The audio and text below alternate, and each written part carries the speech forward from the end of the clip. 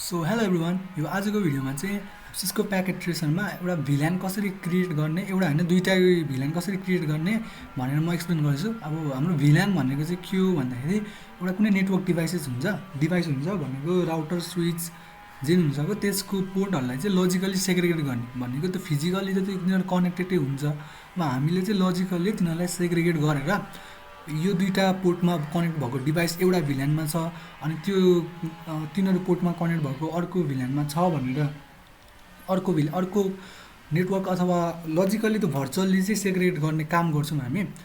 अब हामीले आज बनाउन आँटेको चाहिँ यस्तो हो भनेको एउटा स्विच हुन्छ अनि 4टा पिसी हुन्छ भनेको PC2 र PC4 चाहिँ एउटा भिल्यानमा हुन्छ। त्यो भिल्यान चाहिँ 10को नेटवर्कमा भएको कारणले भिल्यान 10 बनाएर नाम दिन्छौँ। अनि अर्को नेटवर्क हुन्छ हाम्रो PC3 र PC5 को, तिनीहरू चाहिँ भर्चुअली एउटै नेटवर्कमा छ भन्ने हामीले बनाउँछौँ, त्यसलाई लजिकली सेग्रिगेट गरिदिन्छौँ। तिनीहरू चाहिँ 20को नेटवर्कमा हुन्छ। अब ढिलो नगरिकन मैले सिस्को प्याकेट ट्रेसरमा गएँ। ओके, सिस्को प्याकेट ट्रेसरमा गएँ अनि सबभन्दा सुरुमा म के गर्छु भन्दाखेरि एउटा हामीलाई चाहिएको स्विच चाहिएको छ, त्यही भएर स्विच मैले राख्दै यता यसलाई जुम गरिदिउँ। जुम कता यताबाट होला। ल, स्विच एउटा मैले राखेँ। त्यसपछि हामीलाई चाहिएको तिनवटा 4टा डिभाइसेस चाहिएको छ, पिसी जेनेरिक डिभाइसेस अथवा पिसी भनेर चाहिँ यसलाई मैले यता राखिदिएँ। सरी, यो भयो भनेको हामीले चाहिँ यो भिल्यानमा चाहिँ लजिकल्ली सेग्रेट गरिदिन्छौँ क्या पोर्टहरूलाई। यति भइसकेपछि कनेक्सन गरिदिउँ। कनेक्सनको लागि मैले यो कनेक्सन लिएँ, यसलाई त्यता अनि यसलाई त्यता।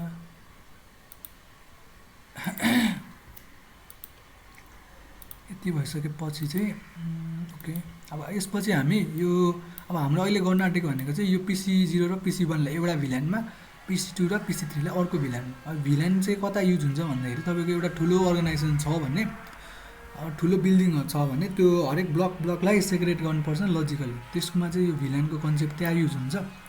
यति भइसकेपछि मैले अर्को काम भनेको चाहिँ यो PC0लाई सबैलाई म आइपी दिन्छु। आइपी कन्फिगमा गएँ, यो डेस्कटपमा गएर यसको आइपी चाहिँ म 192.168.10को नेटवर्क भएको कारण 10 भयो। अनि लास्टमा म यसको लास्टको चाहिँ म 10 हालिदिन्छु। अनि यति गरेर हामीले इन्टर गऱ्यौँ भने यो सबनेट मास्क आफै जेनेरेट गरिदिन्छ। यो नेटवर्क क्लास C भएको कारणले यसको सबनेट त्यो भयो। अनि यसलाई म काटेर यसको नाम नै म त्यही दिन्छु यसको आइपी अनुसार।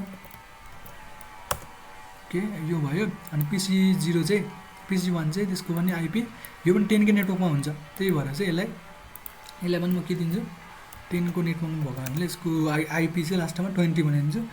अनि इन्टर गरिदिएँ। यति भइसकेपछि यसको नाम नै चेन्ज हानिदिउँ।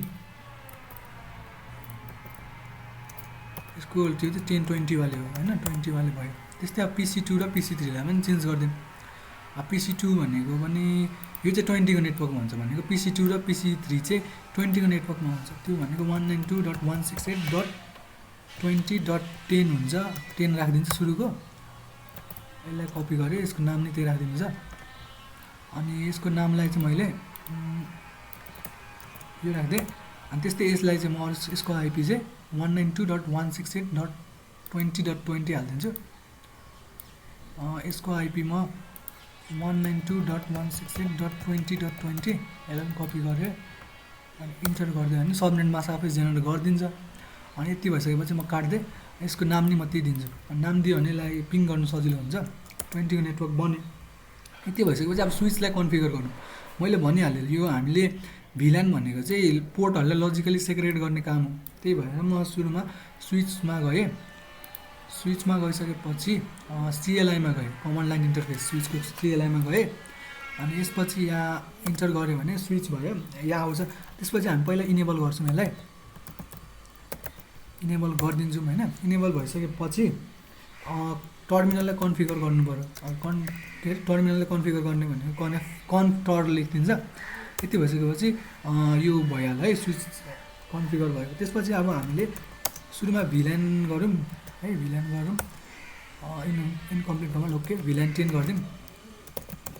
भिल्यान 10 गऱ्यौँ। अब भिल्यान 10 भनेको हामीले 10को नेटवर्क जुन छ नि यो माथिको यो दुईवटा 10को नेटवर्क त्यो। अब यसको नाम चाहिँ नामलाई चाहिँ म के दिन्छु भन्दाखेरि नेम लेखेर के लेखिदिउँ यसको नाम ल्यान ए लेखिदिन्छु ल्यान ए त्यसको नाम म ल्यान ए लेखिदिन्छु अनि अर्कोको नाम चाहिँ म VLAN अनि अर्कोको नाम चाहिँ म VLAN 20 दिएर VLAN 20 भनेको यो नेटवर्क हो अब यसलाई चाहिँ हामी नाम चाहिँ के दिने हो नेम लेखिदिने ल्यान बी लेखिदिने यसलाई है यति भइसकेपछि यसलाई म एक्जिट गर्दै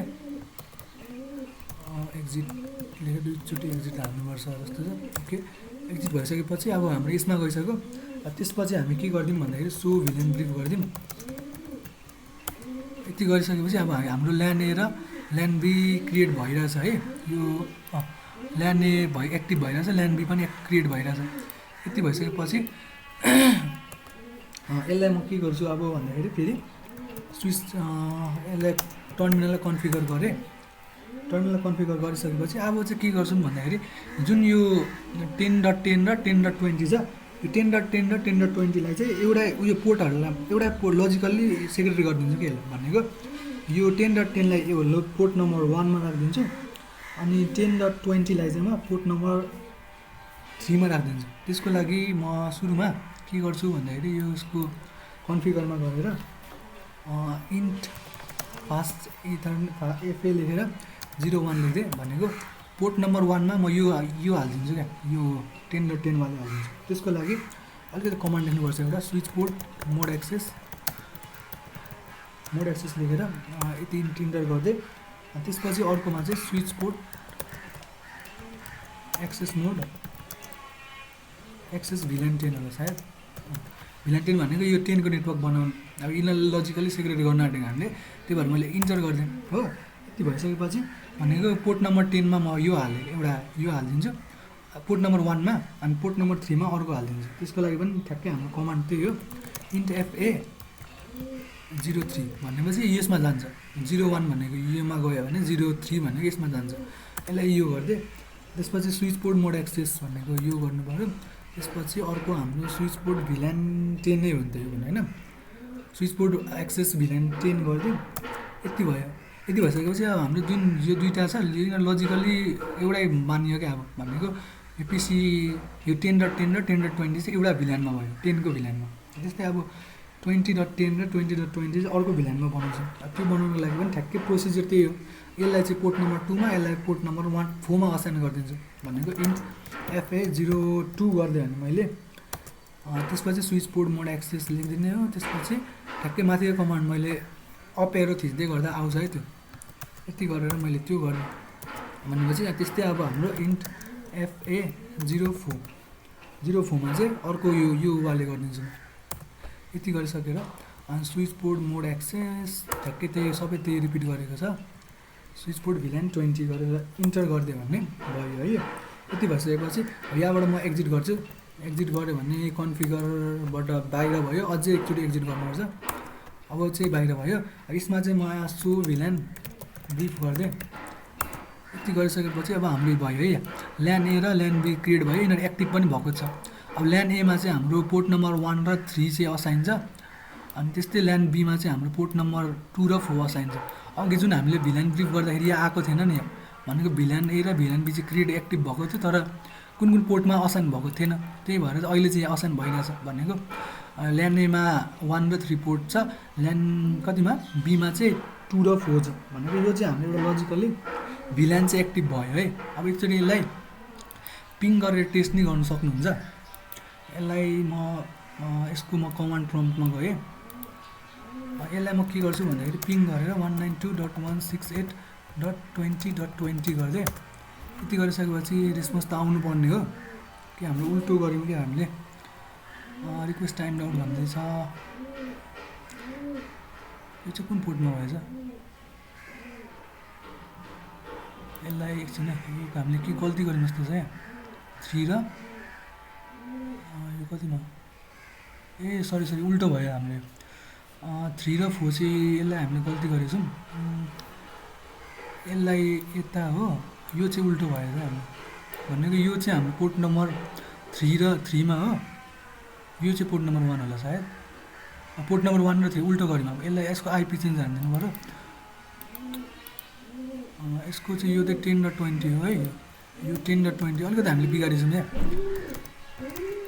त्यो आफै डिबग नै गर्नुपर्छ त्यो कहिलेकाहीँ, किनकि अब यो पोर्ट नम्बर डिभाइसमा ओके यस्तो गरौँ न। यसको म आइपी चाहिँ 10 डट यसको आइपी कन्फिगमा गएर यसको आइपी चाहिँ म 10.10 दिन्छु ल, किनकि हामी 10.10 र 10.20 थियो, 10.30 दिउँ न यसलाई है अहिलेको लागि।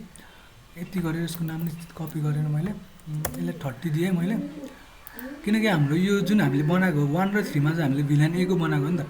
अब यो VLAN 1 मा छ, यो चाहिँ VLAN, यो चाहिँ पोर्ट नम्बर 3 मा छ। अब यसको नाम नै त्यही अनुसार चेन्ज गरिदिन्छु, यसको नाम म त्यही अनुसार हालिदिएँ। अनि त्यस्तै अब यिनीहरूको नाम, यिनीहरूलाई चाहिँ अब यो चाहिँ भनेको कुन पोर्टमा छ हेर्नु त, यो भनेको 2 मा हो, यो भनेको 4 मा हुनुपर्छ। अब हामीले त्यही गल्ती भएर चाहिँ यो कनेक्ट नभएको हो। यो 20 मा छँदैछ, यसलाई म चेन्ज हालिदिन्छु, यसलाई चाहिँ म 30 दिन्छु यसलाई भने, यसलाई नि म 20.20 को नेटवर्क हो नि त त्यो त, 20.30 दिएँ। यति गरिसकेँ। अनि त्यसपछि चाहिँ म के गर्छु भन्दाखेरि यहाँ गएर अब अघि हामी पिङ गर्दा देखाएन रेस्पोन्स होइन, त्यो नदेखाएको कारण चाहिँ त्यही हो भनेको। अब जो हामीले लजिकल असाइन गरेको चाहिँ यो 1 र 3 चाहिँ एउटा VLAN मा हो। अब त्यो VLAN हुनु पनि यो जुन अगाडिको 10 को नेटवर्क भएपछि 10 हुनुपर्छ क्या त। अब अघि त थिएन यो। अब एकचोटि यो स्विचमा गएर, स्विचमा होइन सरी, यो पोर्ट यसमा जाउँ न, पिसी कति हो पिसी, यो 10.20.30 मा गएर अब चाहिँ म 20.20 मा पिङ गर्छु। अब चाहिँ रेस्पोन्स आउनुपर्ने हो हेरौँ है, पिङ गरेर 192.168.20.20 गऱ्यो भने आउँछ रेस्पोन्स। अब चाहिँ रेस्पोन्स आयो भनेको पिङिङ यो यसमा पिङ गरेर 32 बाइट्स डेटा पठायो, अनि सबै बाइट डेटा आयो भनेको एकचोटिमा आयो, दुईचोटि 4चोटि पठाउँदाखेरि सेन्ड 4टा अनि रिसिभ लस 0 भनेपछि 0% लस भयो। त्यस्तै यताबाट यता पिङ भयो भनेको यसलाई र यो पोर्ट नम्बर कति हो, पोर्ट नम्बर 2 र 4 लाई लजिकली सेग्रेगेट गरिदिउँ हामीले भनेपछि अब हेर्नु है, अब यो 192.168.20.30 बाट 10.10 मा जाँदैन भनेको पिङ हुँदैन, किनकि यिनीहरू लजिकली नै सेग्रिगेट भएको छ है। 192.168.10.10 गऱ्यो भने यो जाँदैन, यसमा टाइम आउट अथवा केही इरोड देखाइन्छ।